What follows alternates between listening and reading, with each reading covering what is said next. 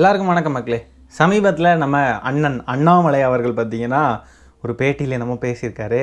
ஏன்னான்னு கேட்போம். தமிழ்நாட்டிலையானா, இந்தியாலையா, பங்களாதேஷ்லையா, பாகிஸ்தான்லையா? தமிழ்நாட்டுக்குள்ளேயானே. ஓகே. நான் முதலமைச்சர் அவர் அப்பப்போ மறந்து வர்றேன். அதாவது உலகம் ஃபுல்லாக 200. ஏன்னா இவங்க தான் திராவிட மாடல் அரசு யூரோப்புக்கு போயிடுச்சு, ஆஸ்திரேலியாவுக்கு போயிடுச்சு, நியூசிலாண்டுக்கு போயிடுச்சுங்கிறாங்க. எழுதி வச்சுக்கோங்கண்ணா, 200 தொகுதியிலே திராவிட முன்னேற்ற கழக தலைமையிலான கூட்டணி டெபாசிட்டை இழக்கும். 200ல் டெபாசிட் இழப்பாங்க. மிச்சம் 34 வெற்றின்னு சொல்ல, வெற்றி தோல்வி இருக்கலாம், தோக்கலாம், டெபாசிட் கிடைக்கலாம். 200ல் டெபாசிட் இழப்பாங்க. அந்த டெபாசிட் இழக்கிறவங்க தான் இப்படி பேசுவாங்க. டெபாசிட் இழக்கிறவங்க தான் இப்படி பேசுவாங்களா? சொல்கிறது யார்? 2024 இப்போ நடந்த நாடாளுமன்ற தேர்தலில் 40 தொகுதியிலையும் படுதோல்வி. அது போக 13 தொகுதியில் டெபாசிட்டே வாங்கலை. டெபாசிட் வாங்குறத பற்றி அண்ணாமலை சார் பேசுகிறார். இதே மாதிரி தான் எழுதி வச்சுக்கோங்க, 40 தொகுதியிலையும் இந்த நாடாளுமன்ற தேர்தலில் திமுக டெபாசிட் இழக்கும்னு சொன்னார். எத்தனை தடவை தான் ஏன் எழுதுறது? எனக்கு 200 சொல்லிட்டாங்க. நான் ஈரோடு களத்தை பார்த்தேன். ஈரோட பார்த்தோன்னே 205ன்னு தோணுது. நாளைக்கு கோயம்புத்தூர் வரும்போது சொல்லுவார், நான் இப்போ 220 மாற்றிக்கிறேன். எனக்கு ஒரே வேண்டுகோள் முதலமைச்சருக்கு, ஐயா 234 தாண்டி போயிடாதீங்க. 234 தான் இருக்கு. அதாவது பேச்சுவாக்கில் 300 350ன்னு போயிடாதீங்க. 200க்குள்ளேயே சுற்றிட்டு இருங்க. நன்றி அண்ணே, ஃப்ளைட்டை பிடிக்கிறாங்க. அந்த பாடி லாங்குவேஜ் பார்த்தீங்களா? நன்றி அண்ணே, என்னங்கண்ணா என்னங்கண்ணா என்னங்கண்ணா வாங்கண்ணா வணக்கங்கண்ணா. ஒரு மென்மையான ஒரு குணம் கொண்ட ஒரு தலைவன் அப்படின்ற ஒரு இமேஜை கிரியேட் பண்ணுறதுக்கான ஒரு ஸ்ட்ராட்டஜி. சரி, நம்ம அண்ணாமலை அண்ணன் சொன்ன மாதிரி எழுதி வைப்போமா? எட்ரா அந்த நோட்டையும் பெண்ணையும்.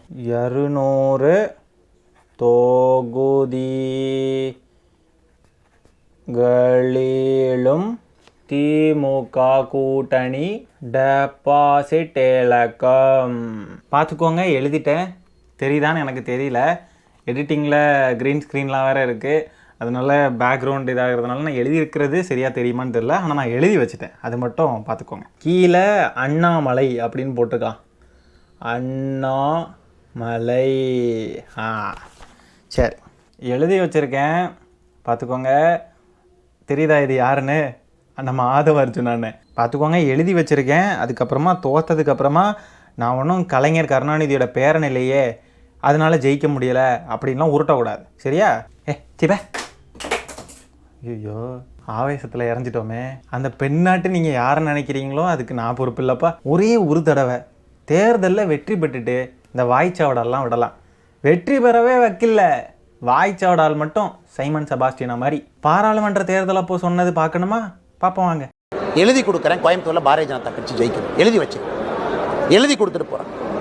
பாரதிய ஜனதா கட்சி ஒரு சரித்திர வெற்றி. கோயம்புத்தூர், பொள்ளாச்சி, நீலகிரி, ஈரோடு, திருப்பூர், கொங்கு பகுதி எல்லாம் முழுசாக மாறிடுச்சு. கட்சிகள்லாம் கலந்த காலத்தில் உட்கார்ந்து பேசிட்டு இருக்கலாம். இதெல்லாம் பொய் பேச்சு. ஆனால் மக்கள் தெளிவாக இருக்கின்றார்கள். பாரதிய ஜனதா கட்சி தான் இந்த முறை கோயம்புத்தூர், பொள்ளாச்சி, நீலகிரி, திருப்பூர், ஈரோடு வரும். நான் எழுதி கொடுத்துட்டு போகிறேன். அதனால் நீங்கள் அவங்ககிட்ட கேளுங்க. முதன்மையான கட்சி இன்னைக்கு பாரதிய ஜனதா கட்சி கொங்கு மண்டலத்தில். இந்த மாதிரி எவ்வளவோ இருக்குங்க. அதில் இதுவும் ஒன்று. ஐபிஎஸ் எக்ஸாம் பாஸ் ஆகிட்டதுனால அண்ணாமலையான அரசியலையும் பாஸ் ஆயிடுவாருன்னு நினச்சிட்டு இருக்காரு போல. 3 மாதம் அங்கே போய் என்னத்தை தான் படித்தாருன்னு தெரியலையே. பழைய அதே வாய்ச்சவடால், அதே வெத்து வீண் பேச்சு, இதுதான் திரும்ப திரும்ப பேசிக்கிட்டு இருக்காப்புல. முதல்ல ஒரு வார்டு கவுன்சிலராகவாது ஆகணும், எதையாவது ஒன்றும் பண்ணணும். அதை விட்டுக்கிட்டு இந்த வெட்டி வீண் வாய்ச்சவடாலுக்கு நம்ம சைமன் செபாஸ்டியன் அண்ணனும் அண்ணாமலையும் ஒருத்தருக்கு ஒருத்தர் சலைச்சவங்க இல்லை. 2 பேரையும் தராசில் நிற்க வச்சா ஒரே மாதிரி தான் இருப்பாங்க. சொந்த தொகுதியிலேயே ஜெயிக்கிறதுக்கு வக்கில்ல, தோத்தாச்சு சொந்த தொகுதியிலேயே. இதில் ஆளுங்கட்சி டெபாசிட் இழக்குமா? இதில் வேற இவர் பேசின காணொலி முதல்ல ஒன்று பார்த்தோம் இல்லையா, அதில் ஒரு பண்ண காமெடியை பார்த்தீங்களா?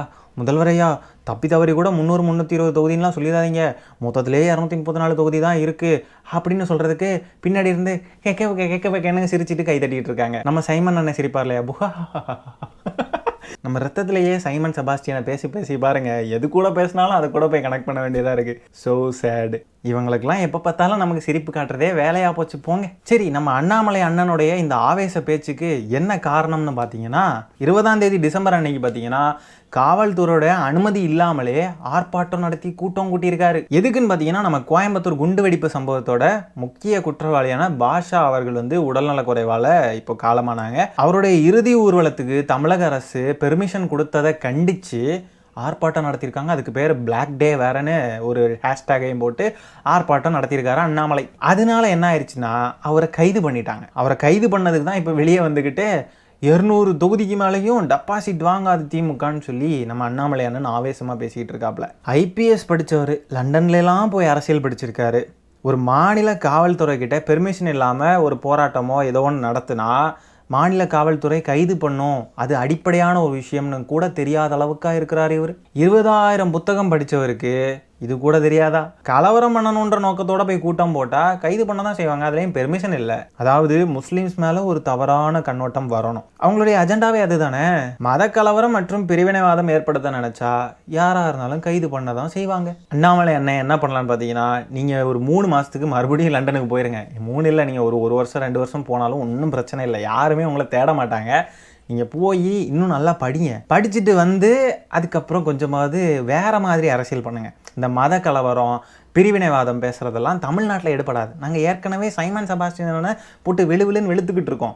மெயினாகவே நீங்கள் தான் எதிரி, ஆனால் நாங்கள் நல்லா ஃபன் பண்ணிக்கிட்டு இருக்கோம்.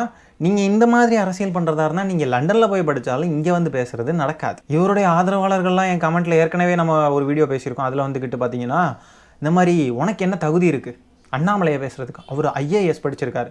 அவர் ஐஏஎஸ் படிச்சிருக்காரு அப்படின்னா என்ன தகுதி வேணும்? நான் பிறந்த இந்த மண்ணில் வந்து அரசியல் செய்கிறதுக்கு ஒருத்தன் வரானா அவனை விமர்சிக்கிறதுக்கான அத்தனை தகுதியிலும் எனக்கு இருக்குது. என்ன தகுதி வேணும்னு எதிர்பார்க்குறீங்க?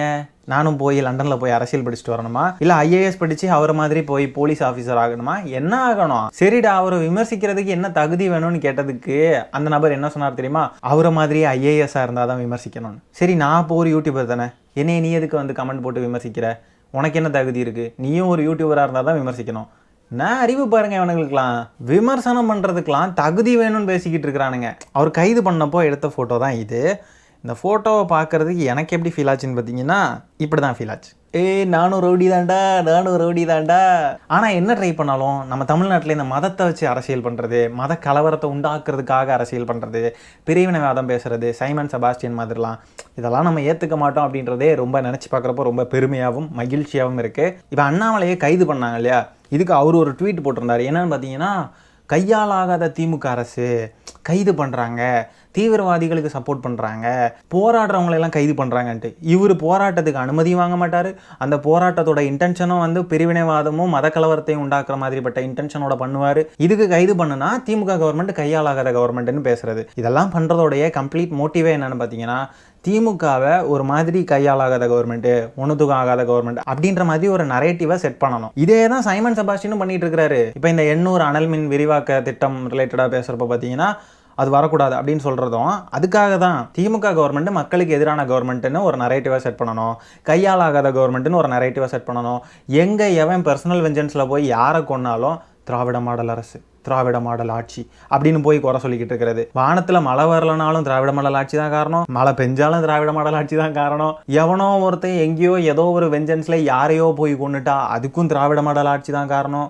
இவனுங்க வண்டியில் பெட்ரோல் தீர்ந்து நின்னாலும் திராவிட மாடல் ஆட்சி தான் காரணம். இவனுங்களுக்கு வயிறு பசிச்சாலும் திராவிட மாடல் ஆட்சி தான் காரணம். வயிறு வலிச்சாலும் திராவிட மாடல் ஆட்சி தான் காரணம். தலைவலி வந்தாலும் திராவிட மாடல் ஆட்சி தான் காரணம். எது நடந்தாலும் திராவிட மாடல் ஆட்சி தான் காரணம்னு சொல்லி பழகிட்டானுங்க.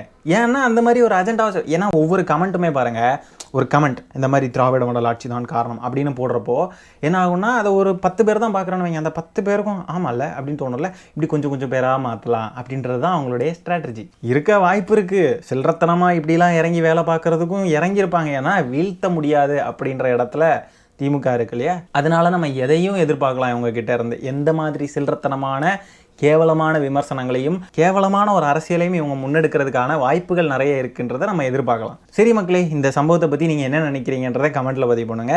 இந்த வீடியோவை நான் இதோட எண்ட் பண்ணிக்கிறேன். இந்த வீடியோ பிடிச்சிருந்தா ஒரு லைக்கை தட்டி விடுங்க, 4 பேருக்கு ஷேர் பண்ணுங்கள். முக்கியமாக நம்ம சேனலை சப்ஸ்கிரைப் பண்ணி வச்சுக்கோங்க. மீண்டும் அடுத்தது இன்னொரு காணொலியில் உங்களை வந்து சந்திக்கிறேன். அது வரைக்கும் டாடா பாய், டேக் கேர்.